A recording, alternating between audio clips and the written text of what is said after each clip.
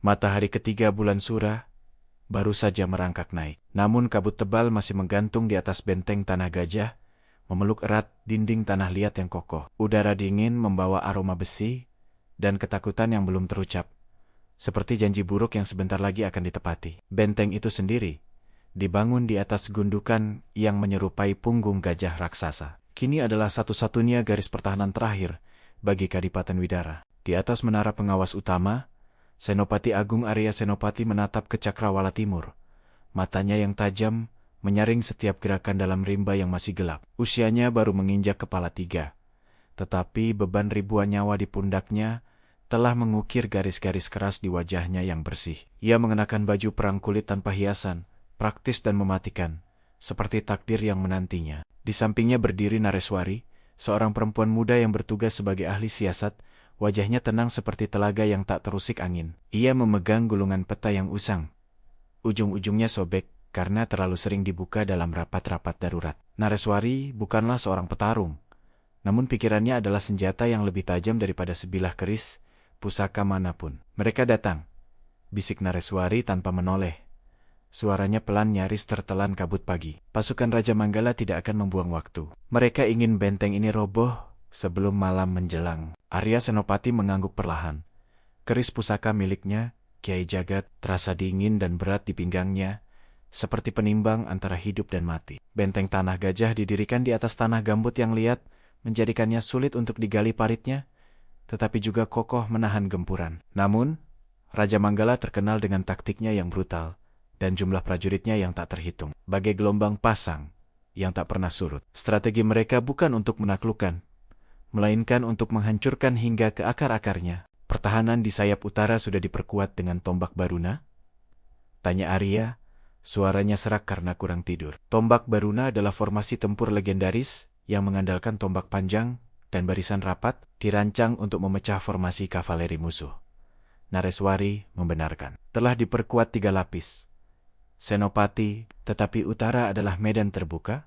Mereka akan menggunakan pemanah dan ketapel terlebih dahulu untuk menguras kesabaran kita. Sesaat setelah kata-kata itu terucap, sebuah teriakan panjang dan serak terdengar dari kejauhan, memecah keheningan pagi. Itu adalah teriakan perang pasukan Manggala, melengking bagaikan serigala lapar di tengah badai. Pasukan musuh mulai menampakkan diri. Ribuan bayangan hitam yang bergerak serempak, debu yang diinjak naik ke udara menciptakan awan merah darah di kejauhan. Ini adalah pemandangan yang tak pernah ingin dilihat oleh mata manusia. Arya Senopati menarik napas panjang.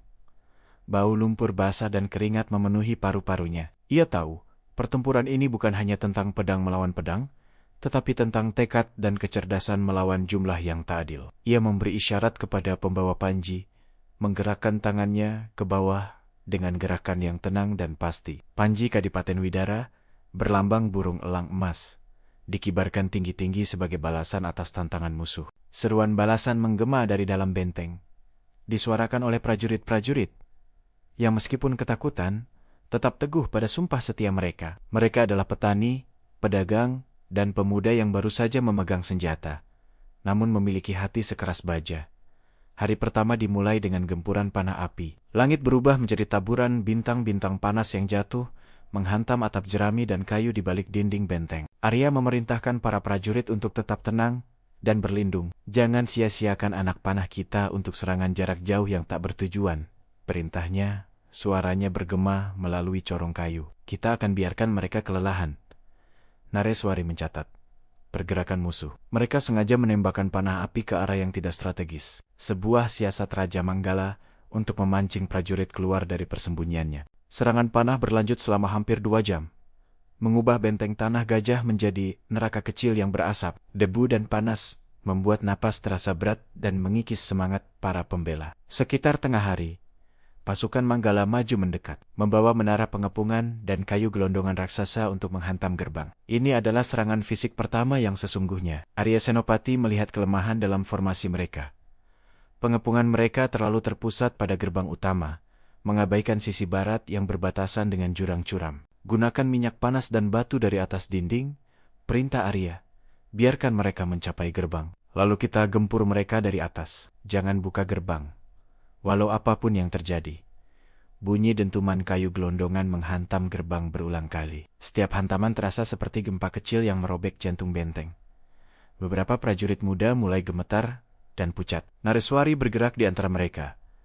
Matanya yang tenang menenangkan kecemasan, mengingatkan setiap orang akan tugas dan kehormatan mereka. Ia berbicara tentang ladang di desa, tentang anak-anak yang menanti di balik benteng. Saat kayu gelondongan hampir berhasil merusak engsel gerbang, Arya memberikan aba-aba. Ribuan liter minyak kelapa yang dipanaskan, dicurahkan, diikuti oleh batu-batu besar yang dilempar dari dinding atas. Jeritan pilu dan bau daging terbakar mengisi udara. Pasukan Manggala mundur sejenak, terkejut oleh serangan balasan yang cepat dan brutal itu. Serangan hari pertama berakhir menjelang senja dengan kegagalan bagi Raja Manggala. Mereka menarik pasukan mereka ke pinggiran hutan, meninggalkan ratusan mayat di lapangan terbuka yang kini basah oleh darah dan lumpur. Arya Senopati menuruni tangga menara.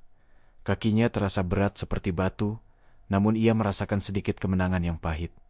Benteng Tanah Gajah masih berdiri, tetapi harganya mahal. Di malam hari para prajurit yang tersisa berkumpul di balai utama. Mereka makan bubur jagung yang dingin dan berbagi cerita tentang hari itu, berusaha menghilangkan bayangan kematian yang baru saja mereka lihat.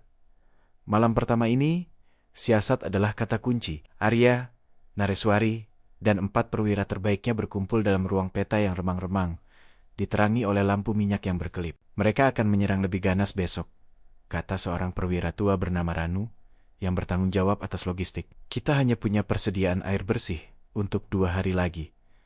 Kekurangan air adalah kelemahan benteng yang paling fatal, karena sumber air utama mereka ada di luar tembok. Raja Manggala pasti sudah mengetahui hal ini. Nareswari menunjuk ke peta. Mereka akan menyerang sisi barat, yang kemarin mereka abaikan. Mereka mengira kita hanya fokus pada gerbang, tetapi sesungguhnya mereka menguji kelemahan kita. Sisi barat adalah tebing curam, ujar Arya. Tidak mungkin mereka bisa menaiki tebing itu sambil membawa persenjataan berat. Tidak untuk naik, Senopati, Sela Nareswari, matanya bersinar karena ide. Tetapi untuk menggali, mereka akan menggunakan terowongan.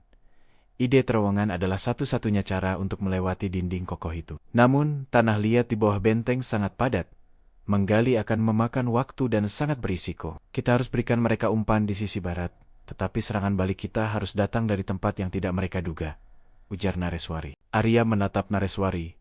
Wajahnya menyiratkan kepercayaannya. Apakah kita akan menggunakan pusaka? Tanyanya, merujuk pada keris Kiai Jagat dan tombak Baruna, yang bukan hanya senjata fisik, tetapi juga simbol spiritual. Keris Kiai Jagat dipercaya mampu menembus perlindungan gaib musuh, sementara tombak Baruna dipercaya memiliki kekuatan untuk membelah air dan tanah. Nareswari mengangguk. Kita harus menggunakan pusaka, bukan untuk kekuatan magisnya, melainkan untuk memicu semangat juang prajurit. Kita harus tunjukkan bahwa bahkan legenda pun berpihak pada kita. Keputusan diambil. Mereka akan menyergap terowongan di sisi barat dengan pasukan kecil dan melancarkan serangan kejutan dari sisi selatan yang paling terlindungi. Hari kedua fajar menyingsing dengan gemuruh yang berbeda. Tidak ada panah api, tidak ada teriakan perang yang tergesa-gesa. Raja Manggala menunggu, memainkan siasat kesabaran. Sepanjang pagi, benteng Tanah Gajah diselimuti keheningan yang lebih menakutkan daripada badai. Sunyi adalah suara paling keras di medan perang, batin Arya. Menjelang tengah hari, pergerakan dimulai di sisi barat. Bukan pasukan besar, melainkan para penggali yang membawa sekop dan linggis mulai bekerja di kaki tebing. Sesuai rencana, Arya Senopati hanya mengirimkan 10 prajurit di bawah pimpinan Ranu untuk menembakkan panah dan melemparkan batu guna memancing perhatian. Pasukan Manggala merespons dengan tembakan ketapel yang lebih akurat, menghantam dinding barat secara konstan, berusaha menciptakan retakan untuk terowongan mereka. Kemudian, di sore hari, serangan besar datang. Pasukan utama, Raja Manggala, yang diperkirakan berjumlah 5.000 orang, menyerbu gerbang utama dan sisi utara secara simultan. Ini adalah gempuran yang sebenarnya. Suara tabrakan perisai, jeritan, dan raungan perang berubah menjadi satu melodi kematian yang mengerikan. Di sisi utara formasi tombak Baruna bertahan dengan gagah. Prajurit-prajurit itu berdiri tegak. Tombak mereka lurus menunjuk ke depan, menciptakan hutan besi yang tak dapat ditembus. Namun, musuh terus maju. Mereka mengorbankan diri mereka sendiri hanya untuk membuat barisan depan. Tombak Baruna lelah dan patah semangat. Sementara itu, di bawah tanah, pasukan khusus benteng yang dipimpin oleh seorang prajurit bernama Wiryo menyusup ke terowongan barat, mengikuti gema sekop musuh. Ini adalah tugas bunuh diri. Jika mereka gagal, benteng akan jatuh karena musuh akan muncul dari dalam, menyerang dari belakang. Wiryo dan pasukannya bergerak dalam kegelapan yang pekat, hanya dipandu oleh bau tanah yang digali dan bisikan doa. Kelembapan dan bau busuk hampir membuat mereka muntah. Ketika mereka bertemu dengan penggali Manggala, pertempuran di bawah tanah itu brutal, cepat, dan sunyi. Hanya suara baja yang beradu dengan daging yang terdengar. Wiryo berhasil membunuh pimpinan penggali, dan kemudian menggunakan bahan peledak sederhana dari belerang dan arang untuk meruntuhkan terowongan itu, mengubur sisa-sisa pasukan musuh di dalamnya. Di atas, serangan di gerbang utama mencapai puncaknya. Dinding gerbang mulai retak, dan prajurit Manggala berhasil menancapkan tangga di beberapa titik. Arya Senopati menyadari bahwa ia tidak bisa menahan lebih lama lagi. Saatnya meluncurkan siasat 3 serangan kejutan dari selatan. "Bakar jembatan di selatan!" teriak Arya kepada Nareswari, yang kini berada di sisinya. Jembatan yang menghubungkan sisi selatan benteng dengan hutan tebal di belakang adalah rute pelarian tersembunyi, tetapi juga merupakan titik strategis yang tak terpikirkan oleh musuh. Ketika jembatan itu terbakar, pasukan Manggala mengira benteng sudah menyerah dan mencoba melarikan diri, sehingga mengalihkan fokus mereka. Justru dari celah tersembunyi di balik jembatan yang terbakar itulah, pasukan elit Arya yang tersisa menyerbu keluar. Mereka adalah para pendekar terbaik, yang dipimpin oleh Arya sendiri. Arya Senopati memimpin serangan balik dengan keris Kiai Jagat di tangan. Pedangnya menari-nari bagaikan kilat di tengah hujan. Ia menebas, menusuk, dan mendorong mundur pasukan musuh yang terkejut. Pasukan Manggala, yang fokus pada pengepungan dan mengira kemenangan sudah di tangan, panik dengan serangan mendadak dari belakang garis mereka. Senopati Arya, bagaikan badai yang melanda padang rumput. Ia adalah manifestasi dari semangat yang tak pernah mati. Nareswari, meskipun bukan seorang petarung, berdiri di gerbang, meniup trompet tanduk gajah, dengan irama yang memompa semangat para prajurit yang kelelahan. Serangan kejutan itu berhasil memecah barisan musuh. Raja Manggala kehilangan kendali atas pasukan depannya, yang kini terperangkap antara dinding benteng dan serangan balik Arya. Menjelang malam kedua, pasukan Manggala mundur lagi, kali ini dengan kerugian yang jauh lebih besar. Mereka telah mengerahkan hampir seluruh kekuatan mereka, tetapi benteng itu masih tegak. Malam kedua ini dipenuhi dengan isak tangis dan doa. Korban di pihak benteng sangat besar. Banyak yang gugur, banyak yang terluka parah. Balai utama kini menjadi rumah sakit darurat, dipenuhi rintihan. Arya Senopati duduk di sudut, membersihkan kerisnya yang berlumuran darah.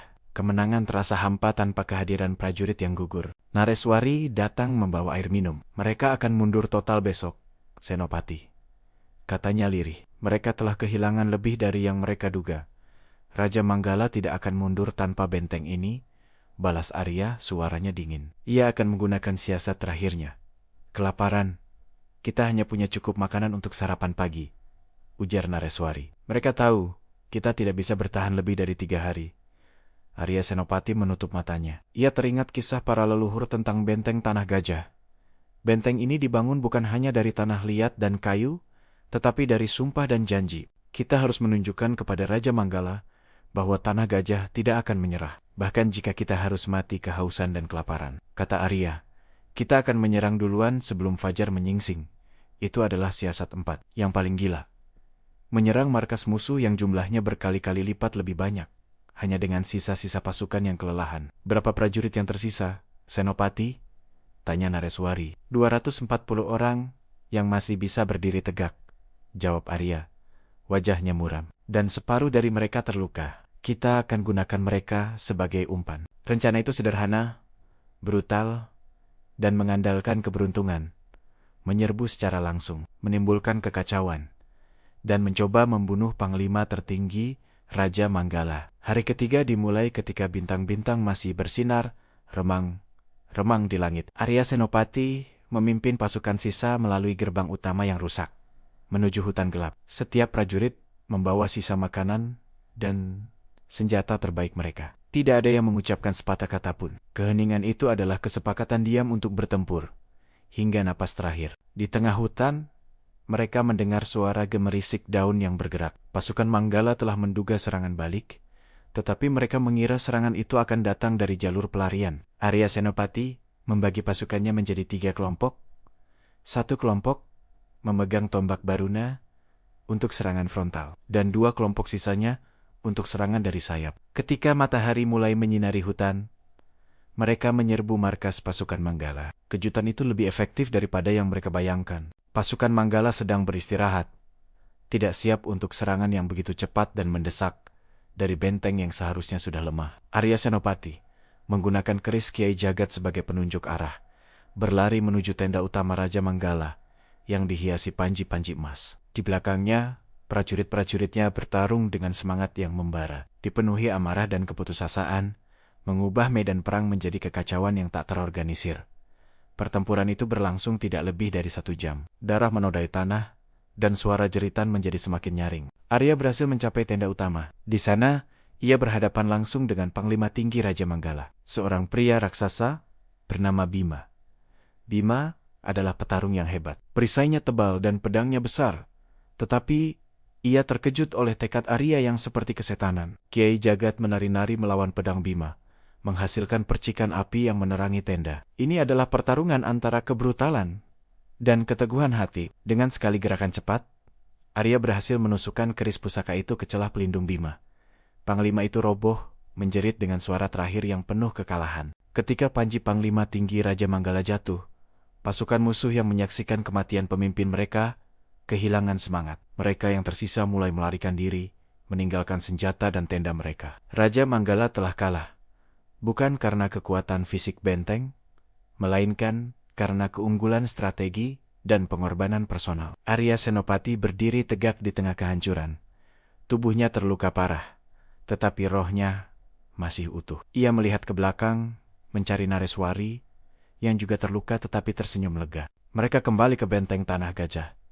Benteng itu kini hening, tetapi kali ini hening karena kemenangan, bukan ketakutan. Hanya 200 prajurit yang tersisa, tetapi mereka telah mempertahankan benteng yang ukurannya 10 kali lipat dari jumlah mereka. 3 hari di benteng Tanah Gajah telah berakhir, meninggalkan kisah tentang pengorbanan yang tak terhitung. Medan tempur itu kini diam, tetapi legenda tentang siasat Arya Senopati dan kekuatan senjata pusaka telah tertanam di setiap jengkal tanah. Biaya kemenangan ini sangat mahal. Arya Senopati tahu dibutuhkan waktu bertahun-tahun untuk membangun kembali apa yang telah hilang. Tetapi semangat prajurit yang telah gugur akan selalu menjadi penjaga benteng. Segala sesuatu adalah fana, tetapi keberanian adalah abadi. Itulah pelajaran yang ditinggalkan oleh benteng Tanah Gajah, sebuah monumen bisu bagi mereka yang mempertaruhkan segalanya. Sisa-sisa pasukan yang kelelahan dan terluka mulai membersihkan puing-puing, menatap matahari terbenam yang damai untuk pertama kalinya setelah 3 hari yang menyerupai neraka. Jika Anda menyukai kisah epik tentang strategi kuno, pengorbanan, dan pusaka legendaris ini, jangan lupa untuk like, share, dan subscribe channel kami, Narasi Sastra, untuk kisah-kisah Nusantara lainnya.